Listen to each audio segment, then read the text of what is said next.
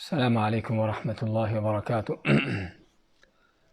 الحمد للہ رب العالمین والصلاة والسلام علی رسولہ الکریم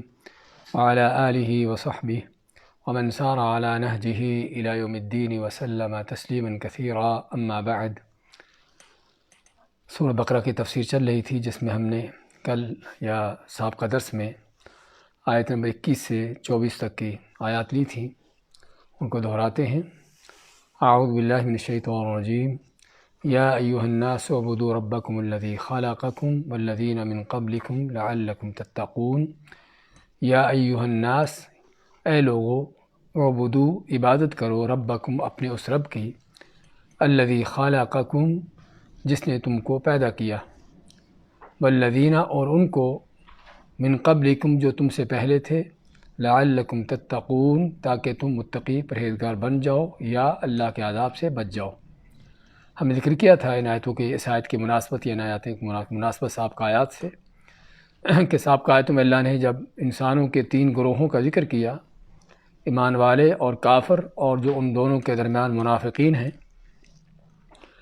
اس کے بعد اصل جو اس قرآن کا مقصد ہے، لوگوں کو اللہ کی توحید کا سبق دینا، تو وہ اللہ کی طرف سے خطاب شروع ہوتا ہے، اور یہ خطاب ہے سبھی لوگوں کے لیے کہ عبادت کرو اپنے اس رب کی جس نے تم کو پیدا کیا۔ اور ذکر کیا تھا اس بات کا کہ سابقہ زمانوں کا کوئی مشرک کافر ایسا نہ تھا کہ جو اللہ تعالیٰ کے خالق ہونے کا انکار کرتا ہو، یا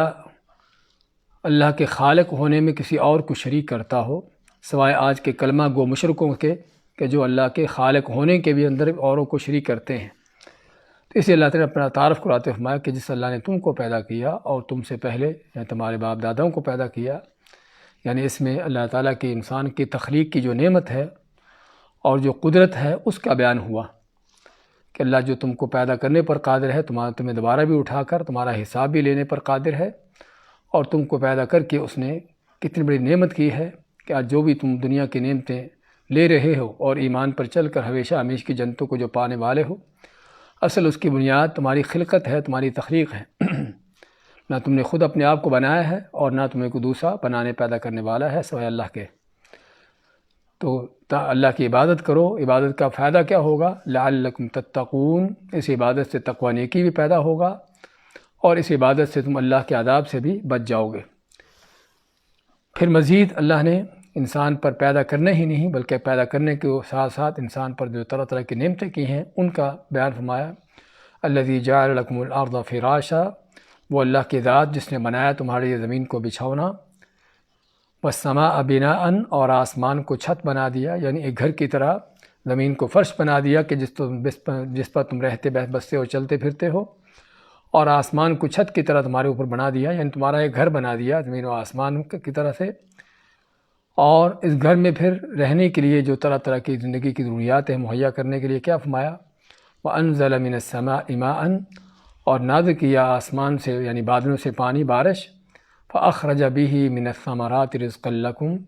پس نکالے اس پانی سے پھل تمہاری روزی کے لیے،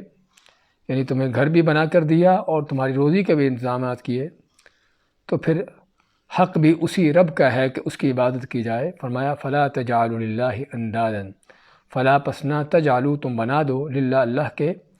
اندادن، شریک، اس کے ساجی، اس کے برابر، اس کے مقابل، وَأَنْتُمْ تَعْلَمُونَ، جبکہ تم جانتے بھی ہو، یعنی اس بات کو جانتے سمجھتے ہو بھی کہ خالق اللہ ہے، ہر طرح کی نعمت دینے والا اللہ ہے، اور عبادت کا حقدار بھی وہی ہے۔ پھر ان باتوں کو جانتے سمجھتے بوجھتے بھی تم اللہ کے ساتھ اور کسی کی عبادت نہ کرو، اللہ کے ساتھ کسی اور کو شریک نہ کرو، اللہ کے اختیارات کسی اور کو نہ دو، اور نہ ہی اللہ کی صفات کسی اور کو دو۔ یہی وہ شرک ہے کہ جس کو اللہ نے معاف نہ کرنے کا فیصلہ کیا ہے۔ وَإِن كُنتُمْ فِي رَيْبٍ مِّمَّا نَزَّلْنَا، پہلے اللہ نے اپنا حق بیان کیا توحید کا، اور پھر اس کے بعد نبوت اور رسالت اور قرآن کا ذکر ہوا۔ فرمایا وَإِن كُنتُمْ، اگر تم کو، فی ریب، شک میں ہو، مما نزلنا، اس کے بارے میں جو ہم نے نازل کیا، علی عبدنا، اپنے بندے یعنی رسول اللہ صلی اللہ علیہ وسلم پر، فأتوا بسورۃ من مثلہ، پس لاؤ پھر ایک جیسی کوئی ایک صورت۔ تو اس آیت کے اندر آپ صلی اللہ علیہ وسلم کی رسالت کا بیان بھی آ گیا کہ آپ صلی اللہ علیہ وسلم کون ہیں، اللہ کے بھیجے ہوئے رسول ہیں کہ جن پر اللہ تعالیٰ وحی نازل کرتا ہے، اور قرآن کا بیان بھی آ گیا کہ قرآن اللہ کی طرف سے نازل شدہ ہے، اور اصل یہ ہے کہ یہ برحق اور سچ ہے، اس میں کسی شک کی گنجائش نہیں۔ تو اگر کسی کو شک ہے تو پھر اس کو اللہ تعالیٰ چیلنج کرتا ہے، تو لاؤ پھر تم اس جیسی کو ایک صورت، وَادْعُوا شُهَدَاءَكُمْ، اور تم اکیلے ہی نہیں بلکہ اپنے ساتھ اپنے جو تمہارے بڑے چھوٹے ہیں، جو تمہارے کو مشکل کشا حاجت روا ہے۔ ویسے شہداء کا لفظ تو گواہوں کے لیے ہے، لیکن گواہوں سے مراد جن کو تم سمجھتے ہو کہ تمہارے ایک بڑی کرنی دھرنی والے ہیں، ان کو بھی ساتھ بلا لو، من دون اللہ، اللہ کے سوا جو بھی ہیں، ان کنتم صادقین، اگر ہو تم سچے واقع ہی اس بات میں کہ قرآن اللہ کی طرف سے نہیں ہے اور ہم بھی اس جیسا بنا سکتے ہیں، تو اگر بنا سکتے ہو تو لا کر دکھاؤ۔ فَإِن لَّمْ تَفْعَلُوا، پس اگر تم نہیں کر سکے، وَلَن تَفْعَلُوا، اور نہ ہی ہمیشہ کے لیے کبھی کر سکو گے ایسا کام کہ قرآن جیسی کوئی ایک صورت بھی لے آؤ، فَاتَّقُوا النَّارَ الَّتِي وَقُودُهَا النَّاسُ وَالْحِجَارَةُ، پس بچ جاؤ اس آگ سے جس کا ایندھن پتھر، لوگ اور پتھر ہیں۔ یعنی معنی کیا ہے کہ اگر تم اس بات کو سمجھ چکے ہو کہ یہ قرآن اللہ کا ہے، اور تم اس طرح کا کوئی ایک صورت بھی، چھوٹی سے چھوٹی صورت لانے پر بھی تمہاری قدرت نہیں ہے، اور اس قدر تم عاجز اور بے بس ہو، اور صرف تم ہی نہیں بلکہ تمہارے مشکل کوشا حاجت روا بھی اس انداز سے بے بس اور عاجز ہیں، تو پھر اس کا معنی کیا ہے کہ پھر اللہ سے کفر کر کے، قرآن کو جھٹلا کر، قرآن کی خلاف ورزی کر کے جہنم کا سودا نہ کرو، تو بچ جاؤ اس آگ سے جس کا ایندھن جو ہے لوگ اور پتھر ہیں۔ یعنی اس قرآن پر اس پر ایمان لاؤ، اور تاکہ تم اس آگ سے بچ سکو۔ اعدت للکافرین، جو آگ تیار کی گئی ہے کافروں کے لیے۔ اس کے بعد کی آیات لیتے ہیں۔ اعوذ باللہ من الشیطان الرجیم، وبشر الذین آمنوا وعملوا الصالحات ان لهم جنات تجری من تحتها الانہار كلما رزقوا منها من ثمرة رزقا قالوا هذا الذي رزقنا من قبل وأوتوا به متشابها ولهم فيها أزواج مطهرة وهم فيها خالدون إن الله لا يستحيي أن يضرب مثلا ما بعوضة فما فوقها فأما الذين آمنوا فيعلمون أنه الحق من ربهم وأما الذين كفروا فيقولون ماذا أراد الله بهذا مثلا يضل به كثيرا ويهدي به كثيرا وما يضل به إلا الفاسقين۔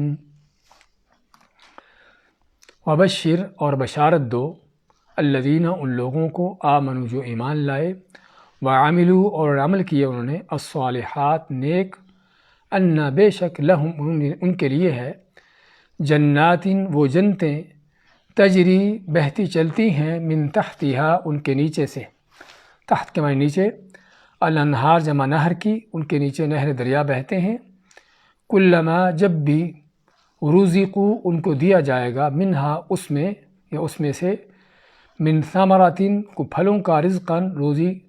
جب بھی ان کو پھلوں کی روزی دی جائے گی، پھلوں کا رزق دیا جائے گا، کھانے کو دیا جائے گا، قالوا، کہیں گے، ھذا الذی رزقنا من قبل، ھذا الذی، کہ یہ وہی ہے، رزقنا، جو ہمیں دیا گیا تھا، من قبل، اس سے پہلے، وَأُوتُوا بِهِ مُتَشَابِهًا، وَأُوتُوا بِهِ، اور دیا جائے گا ان کو، بِهِ متشابہا، اس سے ملتا جلتا، بِهِ یعنی اس سے، متشابہ، ملتا جلتا، وَلَهُمْ فِيهَا، اور ان کے لیے ہوگی اس میں، یعنی ان جنتوں میں ہوگی ان کے لیے، ازواج، بیویاں، ازواج جمع زوج کی، مطہرہ، پاکیزہ، مطہرہ، طاہر سے، پاکیزہ، وَهُمْ فِيهَا خالدون، اور وہ اس میں، فیہا، اس میں رہیں گے، خالدون جمع خالد کی، اور خالد کے معنی ہمیشہ، ہمیشہ رہنے والا، اور وہ رہیں گے اس میں ہمیشہ ہمیش۔ ان اللہ، بے شک اللہ تعالیٰ، لا یستحیی، لا نہیں، یستحیی، شرماتا، ان یضرب، کہ وہ مثال دے، یضرب مثلا، کہ وہ مثال دے، یضرب کے معنی ویسے لفظی مارنا ہے، مثال مارے، اور مراد جو ہے مثال دے ما بعودتن، ما کسی، بعودتن بعودہ کہتے مچھر کو، کسی مچھر کی مثال دے، فما فوقہا، فما پس جو، فوقہا اس سے اوپر، یعنی اس سے کوئی بڑی چیز،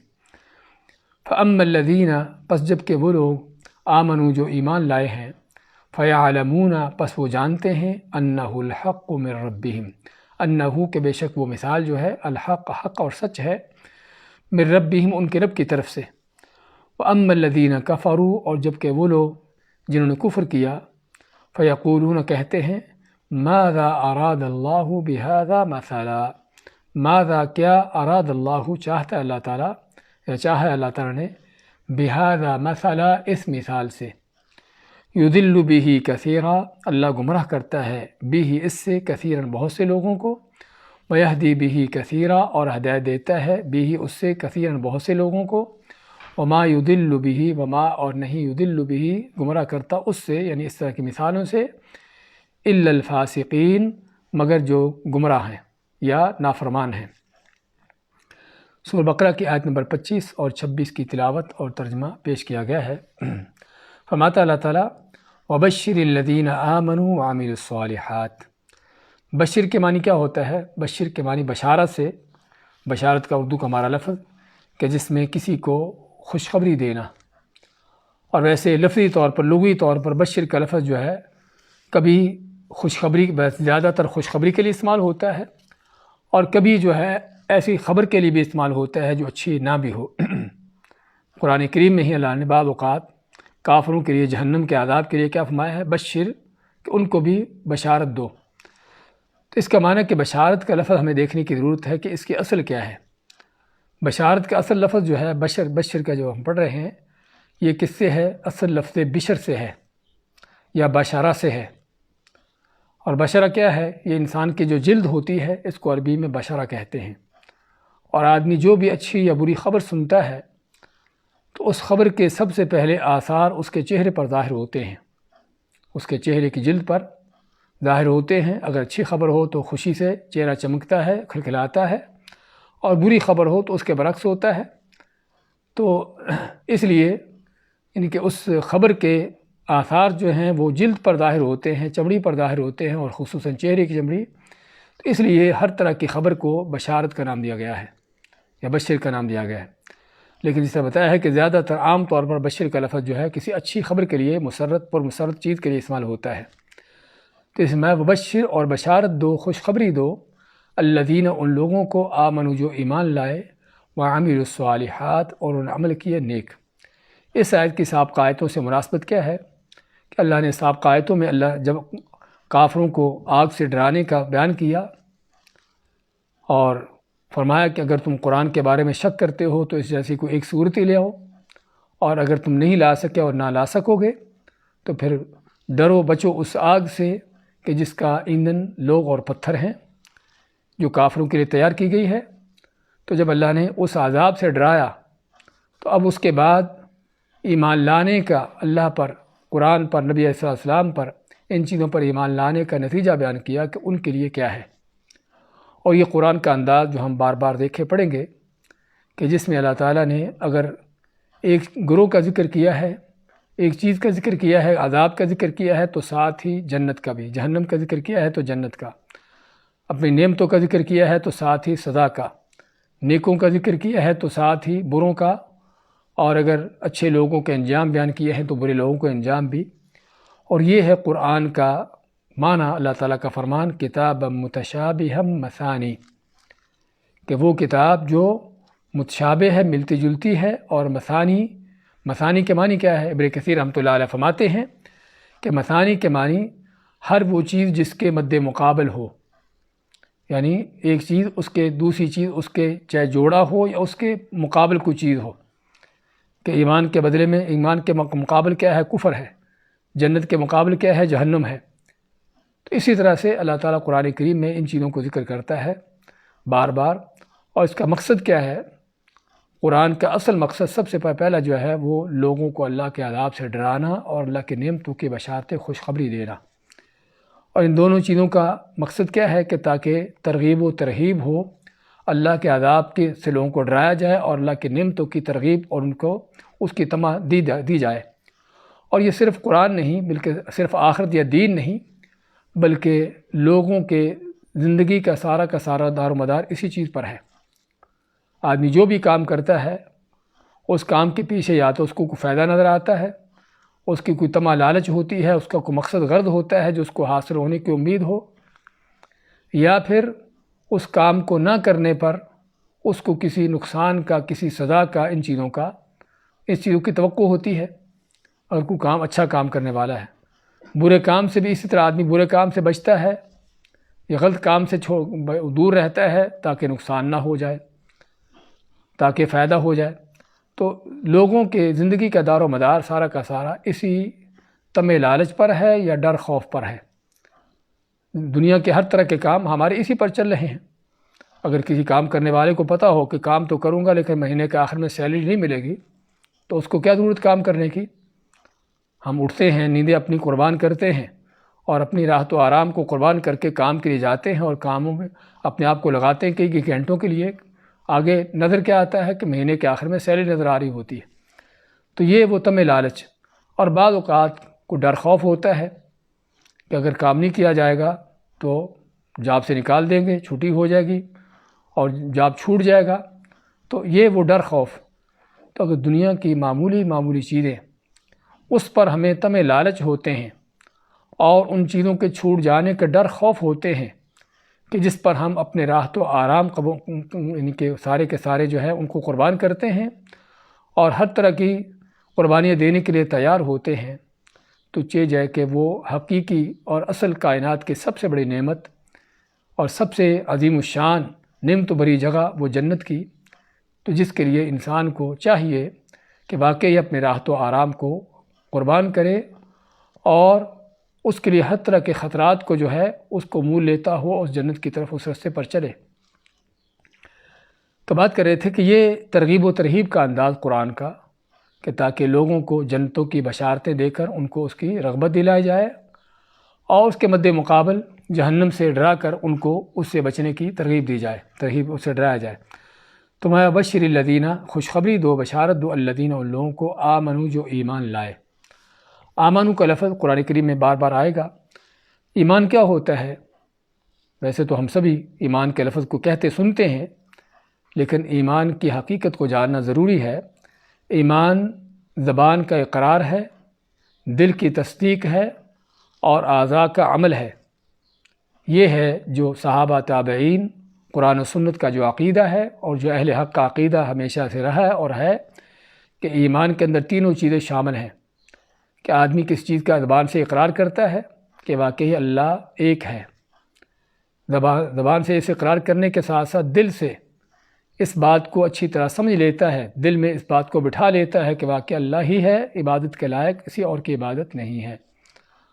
اور عملی طور پر پھر کر کے بھی دکھا دیتا ہے، اللہ کی عبادت بھی کر رہا ہے، نماز روزے کی شکل میں مختلف طرح کی عبادات جو ہیں، اور اللہ کے سوا اوروں کی عبادت سے دور بھی رہتا ہے۔ تو زبان سے جو لا الہ الا اللہ کہا تھا، دل سے اس کو مانا، اس کی تصدیق کی، اور اس لا الہ الا اللہ کے عملی طور پر تقاضے پورے کر کے دکھائے کہ اللہ کی عبادت بھی کی اور صرف اللہ ہی کی، کسی اور کی نہیں کی۔ تو یہ ہے ایمان۔ زبان سے صرف کہہ دینا، ہاں وہ تو فرعون نے بھی کہہ دیا تھا، اور صرف دل سے مان لینا، وہ تو بہت سے ایسے لوگ ہیں کہ جو دل سے بھی اللہ کو مانتے ہیں کہ واقعی اللہ ہی ایک عبادت کے لائق ہے، وہی خالق و مالک ہے، بلکہ اور تو اور مکہ کے مشرک کافر بھی اس بات کو دل سے مانتے تھے، لیکن اصل جو چیز عمل کی ہے، عمل میں آ کر وہاں پر پتہ چلتا ہے کہ کون اپنے دعوے میں، اپنے ایمان میں سچا ہے یا جھوٹا ہے۔ اگر سچا مومن ہے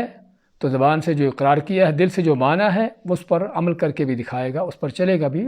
اور چلے گا بھی خالص مخلص ہو کر۔ لیکن اگر جھوٹا ہے، کسی نے فرض کرو کلمہ پڑھا، کوئی نان مسلم تھا، غیر مسلم تھا، کلمہ پڑھتا ہے لا الہ الا اللہ کہہ کر، اور تھوڑی دیر بعد اذان ہوتی ہے، اس کو کہا جاتا ہے کہ اور نماز پڑھیں، کہتا ہے میں نماز تو نہیں پڑھوں گا۔ ہم کیا کہیں گے کہ تیرا کلمہ پڑھنا کا فائدہ کیا؟ عام طور پر ہمارے جو الفاظ یہ ہوتے ہیں اس طرح کے لوگوں کے، تو کہ تیرا کلمہ پڑھنے کا فائدہ کیا، تو اگر نماز نہیں پڑھے گا تو اس کا مطلب کیا ہے کہ ہم خود اس بات کو اچھی طرح سمجھتے جانتے ہیں کہ عمل جو ہے وہ ایمان کے اندر شامل ہے، ایمان کا لازمی جز ہے، اس کے بغیر ایمان ہی نہیں ہے۔ اگرچہ بعض لوگوں نے عمل کو خارج کرنے کی کوشش کی ہے، لیکن جو اہل حق کا عقیدہ ہے، امام بخاری رحمۃ اللہ علیہ فرماتے ہیں کہ میں 1080 محدثین علماء، حدیث کے علماء سے میں نے علم حاصل کیا، سبھی کے سبھی اس بات کے قائل تھے، سبھی کا یہ عقیدہ پختہ عقیدہ تھا کہ ایمان قول و عمل کا نام ہے، کہ زبان سے اقرار بھی ہے اور اس کے ساتھ ساتھ عمل بھی ہے۔ تو خیر بات کر رہے تھے، تو یہ ہے ایمان۔ تو الذین آمنوا جو ایمان لائے، اور ایمان بھی وہ ایمان جو اللہ کو چاہیے، خالص سچا ایمان، وہ ایمان نہیں جو بہت سے لوگوں کا دعویٰ ہے ایمان کا، کہ ایک اللہ کے ایمان پر دعویٰ ہے، ایک اللہ پر ایمان کا دعویٰ ہے، کلمے پڑھتے ہیں، کئی کلمے پڑھتے ہیں، لیکن دن رات اس اللہ کے ساتھ شرک کر رہے ہیں اور اس کے مقابلے میں دوسروں کو کھڑا کر رہے ہیں۔ ہاں، ایسا ایمان اللہ تعالیٰ دیکھتا ہے کہ یہ ایمان لانے والا کون ہے، کیا کر رہا ہے۔ تو وہ ایمان جو اللہ کے لیے خالص ہو، لم یلبسوا ایمانہم بشرک بظلم، جس میں کوئی شرک کی ظلم کی ملاوٹ نہ ہو، وعملوا الصالحات، اور ساتھ عمل کیے، یعنی ایمان کے ساتھ خالی صرف دعویٰ نہیں ایمان کا، بلکہ ساتھ اس کے عمل بھی ہے۔ وعملوا، عمل کیے انہوں نے، عمل کون سے کیے؟ الصالحات، جمع صالحہ کی کہ نیک عمل کیے۔ اور صالح کا لفظ ہی عربی میں کسی چیز کو صالح کہتے ہیں کہ ھذا یصلح لکذا، ھذا صالح لکذا، کہ یہ چیز اس کے لیے اچھی ہے، اس کے لیے مناسب ہے، اس کے لیے صحیح ہے۔ تو کسی چیز کے لیے دوسری صحیح ہونا، اس کو صالح کا نام دیا جاتا ہے۔ اگر انسان ہے تو اس کا اچھا کردار، اخلاق ہونا، دین ہونا۔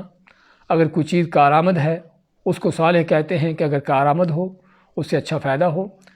تو صالح کا لفظ ہی یہ معنی دیتا ہے کہ ایسے عمل ہیں کہ جو کارآمد ہے، نفع بخش ہے، فائدہ دینے والے ہیں۔ اب صالح عمل کون سے ہیں، فائدہ دینے والے عمل کون سے ہیں؟ یا عمل کے نیک ہونا، یا عمل کا اچھا ہونا، اس کا معیار جو ہے کیا لوگوں کے ذہن ہیں، ان کے خیالات، ان کے تصورات ہیں، یا کہ عمل کے صالح، اس کے نیک، اس کے اچھا ہونے کا معیار قرآن و سنت ہے، اللہ اس کے رسول علیہ السلام ہے۔ حقیقت یہ ہے، آج جب اس حقیقت کو نہیں سمجھا گیا کہ ہر کام جس کو بھی نیک سمجھیں، اپنے دل دماغ میں جس کو نیک بنا لیا وہی کرنا شروع کر دیا، نہیں دیکھا کہ اللہ اس کے رسول علیہ السلام کے ہاں یہ عمل نیک ہے یا نہیں ہے۔ تو چنانچہ عبادت کے اندر، دین میں وہی عمل نیک ہے کہ جس کا اللہ نے حکم دیا ہے، جو رسول کریم علیہ السلام کی سنت کے مطابق ہے۔ جو اللہ کا حکم نہیں ہے، جو آپ کی سنت کے خلاف ہے، آپ کی سنت کے مطابق نہیں ہے، آپ نے وہ ناکام کیا ہے، نہ کرنے کی اجازت دی ہے، وہ عمل نیک نہیں ہے، وہ صالح نہیں ہے، چاہے آدمی اس کو کتنا بھی نیک یا صالح کیوں نہ سمجھتا پھرے۔ یہ حقیقت ہے جسے ہمیں سمجھنے کی ضرورت ہے، کہ جب ہم اس حقیقت کو سمجھیں گے تو پتہ چلے گا کہ واقعی نیکی اپنے دل دماغ کی پیداوار نہیں ہے، بلکہ نیکی وہ ہے جس کو اللہ نے نیکی بنایا ہے، جس کو اللہ کے نبی صلی اللہ علیہ وسلم نے نیکی قرار دیا ہے۔ اللہ تعالیٰ کا فرمان ہے، ام لہم شرکاء شرعوا لہم من الدین ما لم یأذن بہ اللہ، کہ لوگوں نے اللہ کے ساتھ ایسے شریک بنا دیے ہیں کہ جو دین میں ایسے احکام جاری کرتے ہیں، ان کو دین میں ایسے حکم دیتے ہیں کہ جس کے اللہ نے اجازت نہیں دی۔ اجازت نہ دینے کا معنی کہ دین میں ضروری ہے کہ اللہ کی طرف سے اجازت ہو تو تب دین ہوگا، تب نیکی ہوگی، ورنہ وہ نیکی نہیں ہے۔ آگے ایک آیت آ رہی ہے، انشاءاللہ اس پر مزید ہم کافی تفصیل سے بات کریں گے، لیکن صالح ہونے کے لیے اللہ کی طرف سے حکم آنا شرط ہے، اور پھر حکم بھی، اس پر عمل بھی کیسے ہو؟ نبی کریم علیہ السلام کے طریقے پر ہو۔ اللہ نے نماز پڑھنے کا حکم دیا ہے۔ اب جس طرح کسی کے دل میں آئے، اپنے دل دماغ کے مطابق نماز پڑھتا جائے، نہیں، آپ فرماتے ہیں صلوا کما رأیتمونی اصلی، کہ ایسے ہی تم بھی نماز پڑھو جس طرح تم مجھے نماز پڑھتے دیکھتے ہو۔ اور آپ کا فرمان، من عمل عملا لیس علیہ امرنا فہو رد، جس نے کوئی ایسا عمل کیا کہ جو ہمارے عمل کے خلاف ہے، جس پر ہمارا عمل، ہمارا طریقہ نہیں ہے، وہ مردود، نہ قابل قبول ہے، صحیح مسلم کی حدیث میں۔ تو کہنے کا مقصد یہ ہے جو عمل صالح ہے۔ تو یہاں پتہ چلا کہ جو ایمان لائے، اور ایمان بھی اللہ کے لیے خالص ہو، جس میں شرک کی ملاوٹیں نہ ہوں، اور خالی ایمان کے دعوے نہیں بلکہ اس کے ساتھ عمل بھی ہے۔ اور عمل کون سا ہے؟ الصالحات، نیک عمل جو اللہ کے حکم کے مطابق اور نبی کریم علیہ السلام کی سنت کے مطابق۔ تو یہ ہے عمل صالح ہونے کی دو بڑی شرطیں، ایمان کے ساتھ ساتھ کیا ہے، اللہ کے نبی کے سنت کے مطابق ہو، اللہ کے لیے خالص ہو۔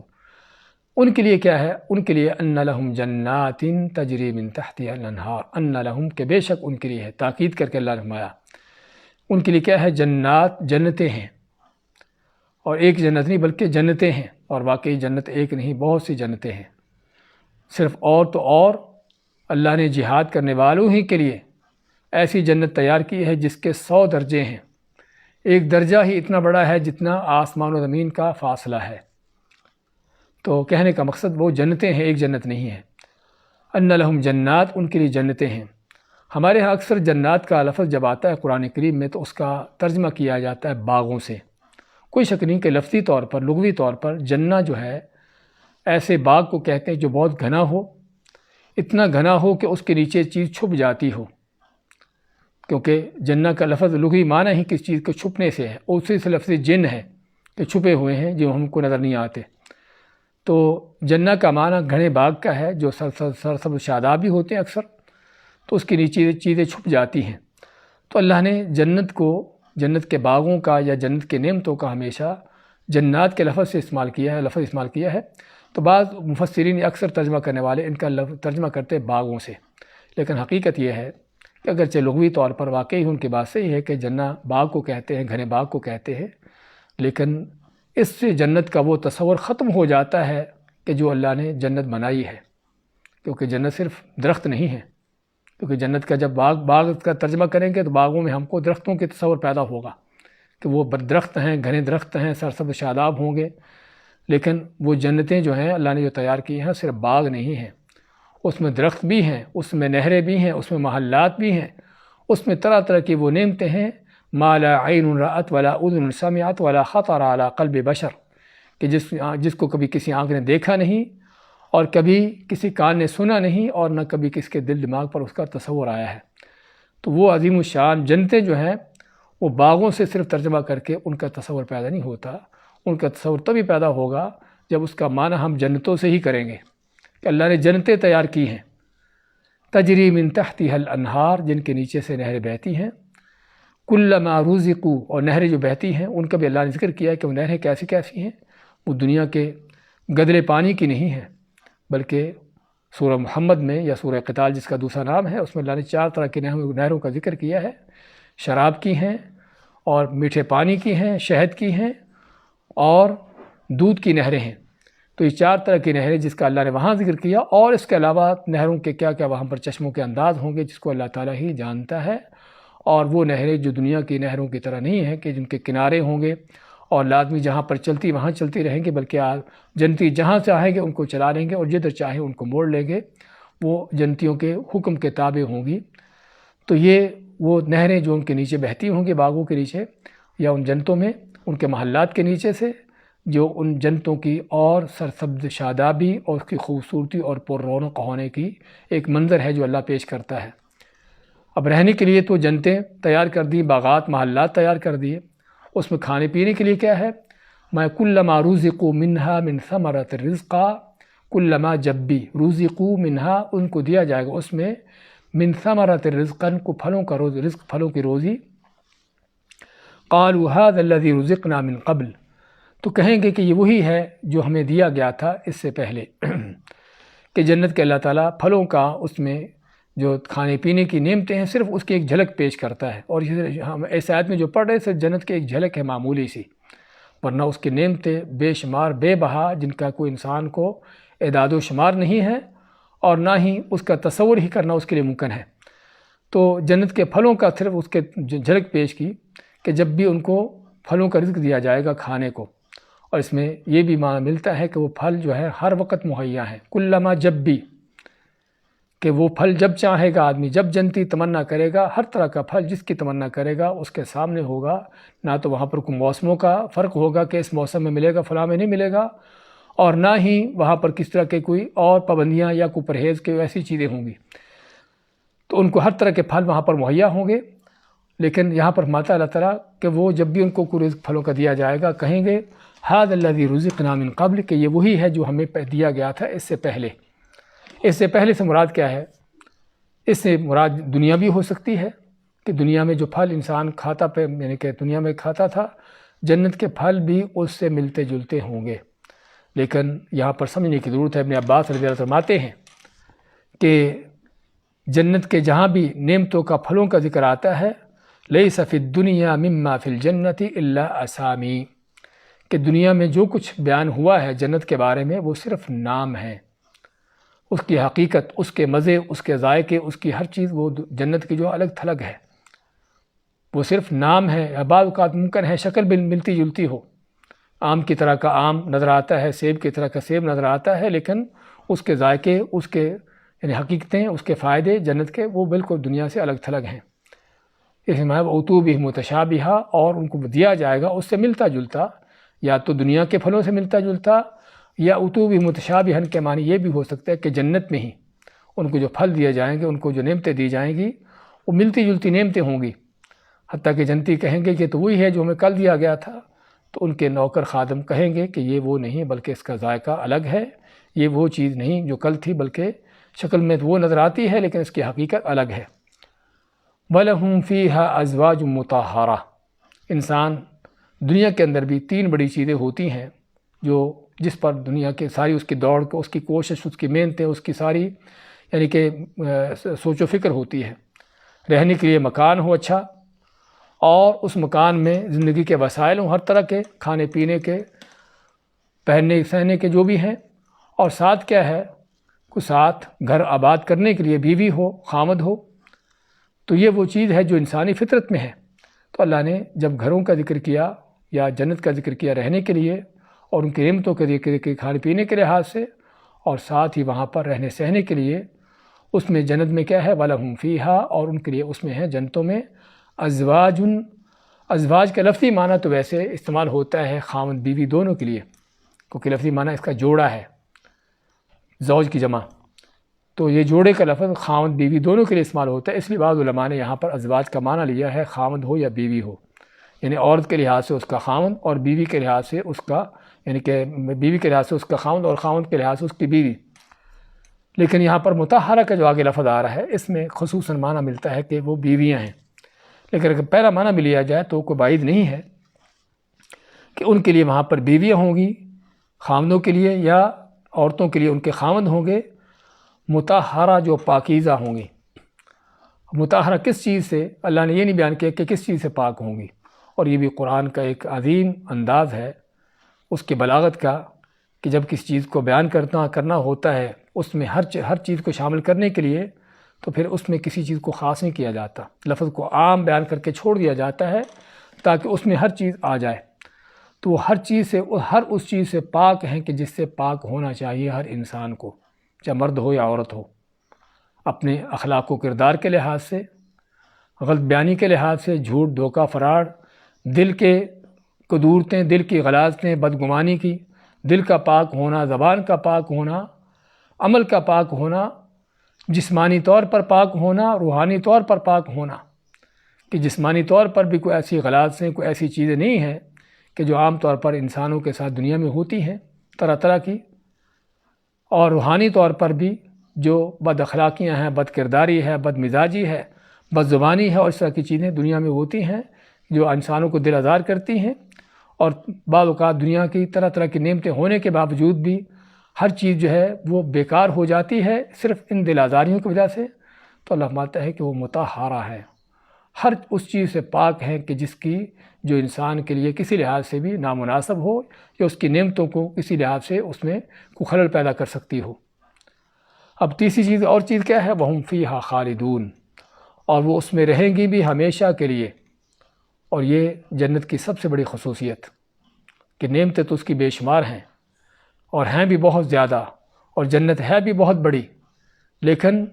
اصل جو جنت کی نعمت ہے اس کا ہمیشہ کے لیے رہنا۔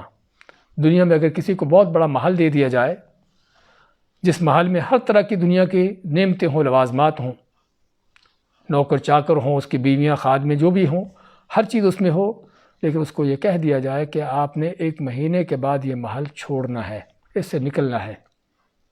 تو وہیں پر اس کے لیے ساری نعمتیں بیکار ہو جائیں گی، ہر چیز اس کے لیے کرکری ہو جائے گی، کہ اگر چھوڑنا ہے کل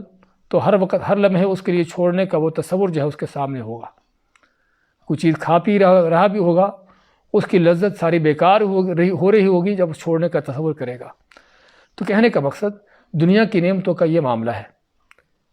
کہ انسان کو جو بھی کچھ مل جائے، کتنا بھی کو نہ مل جائے، وہ عارضی ہے، وقتی ہے، اور چھوڑنا ہے انسان نے. یا وہ چھوٹ جائے گی چیز یا انسان اس کو چھوڑ دے گا. لیکن جنت کہ جو نہ تو کبھی خود ختم ہونے والی، نہ اس کی کبھی نعمتیں ختم ہونے والی، نہ کم ہونے والی، بلکہ بڑھتی ہی جانے والی، اور نہ کبھی جنتی ختم ہونے والے. ان لکم ان تحیوا فلا تموتوا ابدا. اللہ جنتیوں کو جنم داخل کرنے کے بعد کیا فرمائے گا کہ تم کو ہمیشہ زندہ رہنا ہے، کبھی موت نہ آئے گی. وَإِنَّ لَكُمْ أَن تَصِحُّوا فَلَا تَسْقَمُوا أَبَدًا. ہمیشہ صحت مند تندرست رہو گے، کبھی بیمار نہ ہوگے. وَإِنَّ لَكُمْ أَن تَنْعَمُوا فَلَا تَسْأَمُوا أَبَدًا. ہمیشہ کے لیے نعمتیں تم کو ملتی ہی رہیں گی اور نعمتیں کبھی تم سے چھوٹیں گی نہیں. تو یہ اصل جنت کی سب سے بڑی نعمت وَهُمْ فِيهَا خَالِدُونَ کہ جس میں وہ ہمیشہ رہیں گے. ان اللہ لا یستحی ان یضرب مثلا. بے شک اللہ تعالیٰ نہیں شرماتا کہ وہ مثال دے. یضرب مثلا مثال مارے، مثال دے. ما بعودۃ کسی مچھر کی، فما فوقها پس جو اس سے اوپر کوئی چیز ہے. اس آیت کی مناسبت سابقہ آیتوں کے ساتھ کیا ہے کہ اللہ نے، ہم پیچھے یہ آیتیں پڑھ کے آئے، منافقوں کے حوالے سے دو مثالیں دی ہیں. ابن عباس رضی اللہ تعالیٰ عنہ، ابن مسعود فرماتے ہیں کہ اللہ نے جب وہ مثالیں دی منافقوں کی، تو منافقوں کو پھر جس طرح کے کافر منافق، ہر وہ بدبخت جس کے دل میں اللہ تعالیٰ کے حکام، اللہ کی باتوں پر اعتراضات ہوتے ہیں، قبول نہیں کرتا، تو اس کا پھر انداز کیا ہوتا ہے کہ ہر چیز پر کوئی نہ کوئی طعن و تشنیع، ہر چیز پر نکتہ چینی. تو یہ بدبختوں کا حال ہوتا ہے، اللہ کے رب العالمین کی باتوں پر نکتہ چینیاں کرنا. تو یہ بھی یہاں پر بھی انہوں نے نکتہ چینیاں کی کہ اللہ تو اس طرح، اللہ تعالیٰ کو اس طرح کی مثالیں دینے کی ضرورت کیا ہے. اور قرآن کریم میں اللہ نے جگہ جگہ مثالیں دی ہیں مختلف چیزوں کی، کہ مکھی کی مثال دی ہے، کہ گدھے کی مثال دی ہے، کہیں کتے کی مثال دی ہے. مختلف طرح کے اللہ نے مثالیں دی ہیں، اور ان مثالوں کو دینے کا مقصد بندے کو، انسان کو سمجھانا ہے. تو اللہ فرماتا ہے کہ یہ جو اعتراض کرتے ہیں، نکتہ چینی کر رہے ہیں کافر منافق بیٹھے اللہ تعالیٰ کے بارے میں، کہ اللہ تعالیٰ کو اللہ تعالیٰ شرماتا نہیں کہ کسی مکھی مچھر کی مثال دے. اللہ فرماتا ان اللہ لا یستحیی، اللہ تعالیٰ نہیں شرماتا، ان یضرب مثلا کہ وہ مثال دے، ما بعودۃ کسی مچھر کی، کیونکہ مچھر ہی تقریباً دیکھنے کو جو اڑتی پھرتی چیزیں نظر آتی ہیں ان میں سب سے چھوٹی چیزوں میں سے ہے. تو اللہ تعالیٰ کسی مچھر کی مثال دے، فما فوقہا یا اس سے کسی اوپر چیز کی، بڑی چیز کی. کس لیے؟ کہ پہلی بات تو کہ اللہ کی سبھی مخلوق ہیں، اور اللہ کی مخلوق جب ہے تو اللہ تعالیٰ اپنی مخلوق میں کسی چیز کی مثال بھی دے سکتا ہے. کسی بندے کو حق نہیں کہ اللہ تعالیٰ کی اس مثال پر کوئی نکتہ چینی کرے، کوئی اعتراض کرے. دوسری بات کیا ہے؟ دوسری بات یہ ہے کہ اس چھوٹی سے چھوٹی جو چیز ہو سکتی ہے اس میں اللہ تعالیٰ کی قدرت کی عظمت کے وہ پہلو ہوں گے جو کسی بڑی چیز کے اندر بھی نہیں ہیں. ممکن ہے ہاتھی کے اندر اللہ تعالیٰ کی قدرتوں کے عظمتوں کے وہ پہلو کسی کو نظر نہ آئیں، یا وہ چیزیں نہ ہوں کہ جو اللہ نے مچھر کے اندر رکھی ہیں. اور آج کی ریسرچ، آج کی تحقیق وہ بتاتی ہے کہ چھوٹا سا مچھر 1 ملی 1.5 ملی جس کا سائز ہے صرف، ہاں اس مچھر کے اندر کیا کچھ ہے؟ کہتے ہیں کہ اس کی 100 آنکھ ہے، اس کے سر میں 100 آنکھ ہے. اگر اس کو خوردبین کے ساتھ بڑا کر کے دیکھو، ایسے آپ کو نظر آئے گا جیسے شہد کی مکھی کا چھتا دیکھ رہے ہو. 100 آنکھ ہے. اور اسی طرح اس کے منہ میں جو ہے 48 دانت ہیں. ہمارا اتنا بڑا منہ ہونے کے باوجود 32 دانت ہوتے ہیں، مچھر کے منہ میں 48 دانت ہیں. اور اللہ تعالیٰ نے خود فرمایا کہ ہر انسان کا ایک ہی دل ہوتا ہے، لیکن مچھر کے 3 دل ہیں. مچھر کے اندر 3 دل ہیں. اور پھر اس کو جب کسی کو ڈستا ہے، اللہ نے وہاں پر بھی ایسا نظام رکھا ہے. پہلی بات تو ریڈار کا یہ سسٹم جو آج ہم دیکھ رہے ہیں لوگوں نے ایجاد کیا، کہاں سے ایجاد کی؟ اسی مچھر سے. بلکہ کہا جاتا ہے کہ 60 میل کے فاصلے سے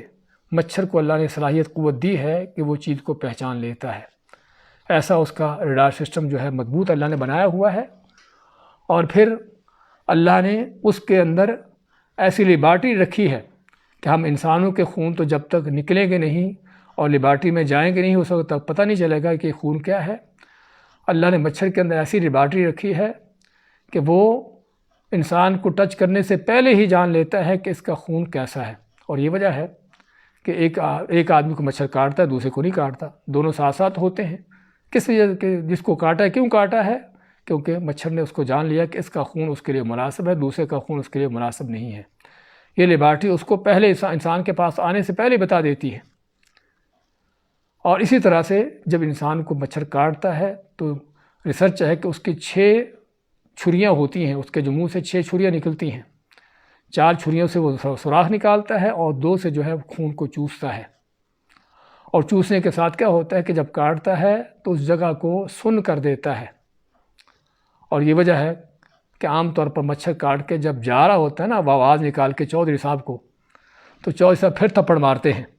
مچھر اڑ چکا ہوتا ہے اپنا کام کر کے، اور جاتے جاتے اس کو بتا رہا ہوتا ہے میں اپنا کام کر کے جا رہا ہوں۔ یہ ہے اللہ تعالیٰ کی عظیم الشان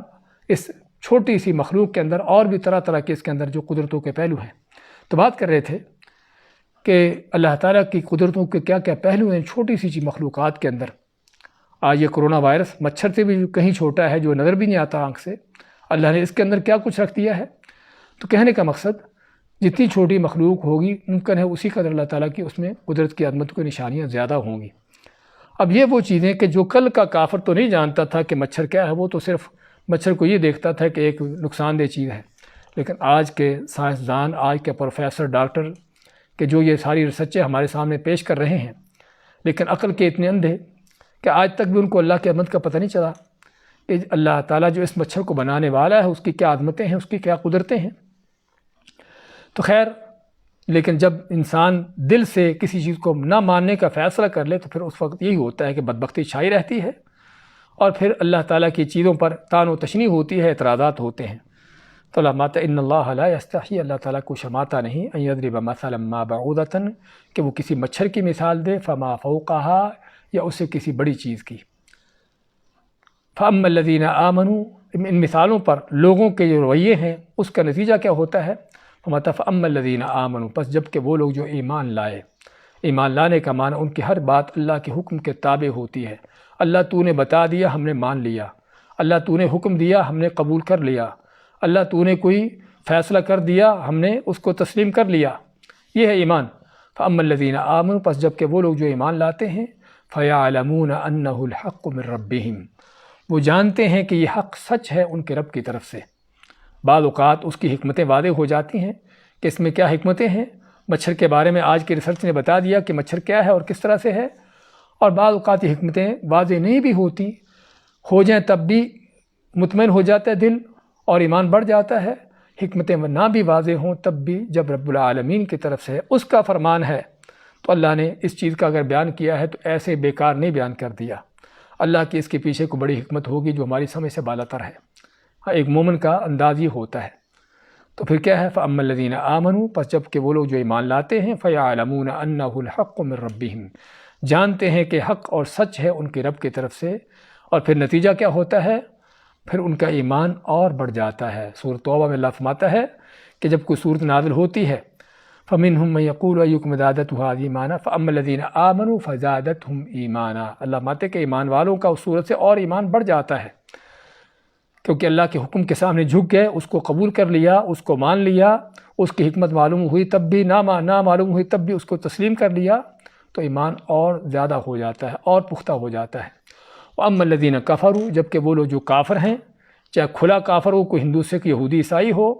یا کوئی بدتی مشرک ہو، یا کوئی بھی کس طرح کا ملحد ہو، اللہ تعالیٰ کے احکام پر، اللہ تعالیٰ کی باتوں پر اعتراض کرنے والا، طعن و تشنیع کرنے والا، یا کوئی تعویل حجتیں کر کے اللہ کے حکموں کو ٹھکرانے والا، کس طرح کا کافر بھی کیوں نہ ہو۔ فَأَمَّا الَّذِينَ كَفَرُوا، اور جب کہ وہ لوگ جو کافر ہیں، فَيَقُولُونَ مَاذَا أَرَادَ اللَّهُ بِهَذَا مَثَلًا، تو وہ کہتے ہیں کہ اللہ تعالیٰ کو اس مثال دینے کی کیا ضرورت تھی، اللہ تعالیٰ اس مثال سے کیا چاہتا ہے، یعنی طعن و تشنیع، اللہ کے حکم پر اعتراض، نکتہ چینیاں، اور یہی بات ہی کافی ہے ان کے کفر کے لیے۔ کسی انسان کے کافر ہونے کے اتنا ہی کافی ہے کہ اللہ کی کسی بات پر جو ہے وہ اعتراض ہو، اس پر نکتہ چینی ہو کہ اللہ نے اس چیز کو ایسے بیان کر کے اللہ تعالیٰ کیا چاہتا ہے، اللہ نے نمازوں کا 5 نمازوں کا حکم دیا، کیا مقصد ہے اس کا، اللہ نے اور کسی چیز کا حکم دیا ہے یا کسی چیز کا فیصلہ اس طرح سے کر دیا ہے، اس میں کیا مقصد ہے۔ تو اس لیے اللہ تعالیٰ کی کسی بات پر اعتراض کر دینا ہی، نکتہ چینی کر دینا ہی کسی کے کافر ہو جانے کے لیے کافی ہے۔ تو اللہ مانتا ہے کہ وہ لوگ جن کے دل میں کفر بے ایمانی ہوتی ہے، اور یہی سے آدمی کو اپنے کفر کی پہچان ہوتی ہے۔ اللہ کے حکموں پر اگر دل اس پر مطمئن نہیں ہوتا، اللہ کے حکموں کو قبول کرنے کے لیے تیار نہیں ہوتا، اور اس پر دل میں کوئی طرح طرح کے اعتراضات ہیں، طرح طرح کی تنگیاں ہیں، اور طرح طرح کی اس میں جو ہے اس طرح کی چیزیں آتی ہیں، تو پھر آدمی اپنے ایمان کا جائزہ لے۔ وہ ایمان نہیں بلکہ کفر ہے، منافقت ہے۔ اللہ فرماتا ہے فَلَا وَرَبِّكَ لَا يُؤْمِنُونَ حَتَّى يُحَكِّمُوكَ فِي مَا شَجَرَ بَيْنَهُمْ ثُمَّ لَا يَجِدُوا فِي أَنفُسِهِمْ حَرَجًا مِّمَّا قَضَيْتَ وَيُسَلِّمُوا تَسْلِيمًا۔ اللہ قسم کھا کے فرماتا ہے اپنے رب ہونے کی کہ اس وقت تک یہ مومن نہیں کہ جب تک آپ کے فیصلے، آپ کی باتیں قبول نہ کریں،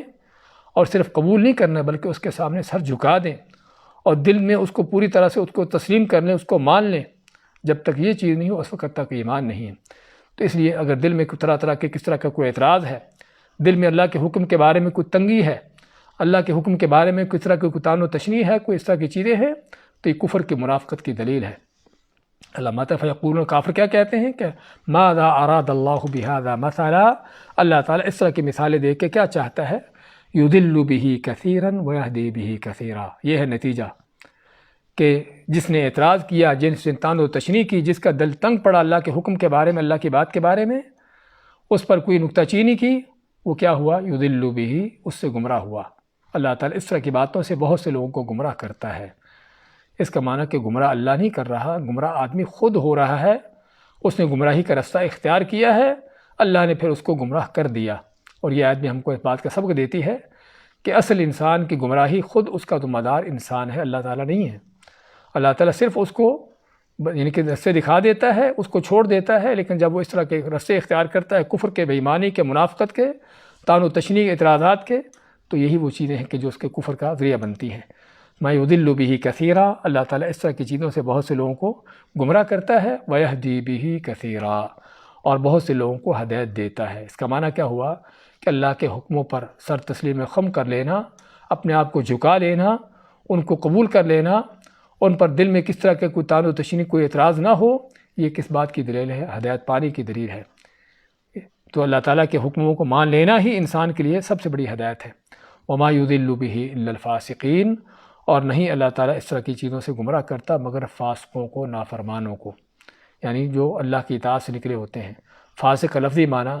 فسق کے معنی کس چیز سے نکل جانا، تو جو اللہ کی اطاعت سے نکلا ہوتا ہے اس کو فاسق کا نام دیا جاتا ہے۔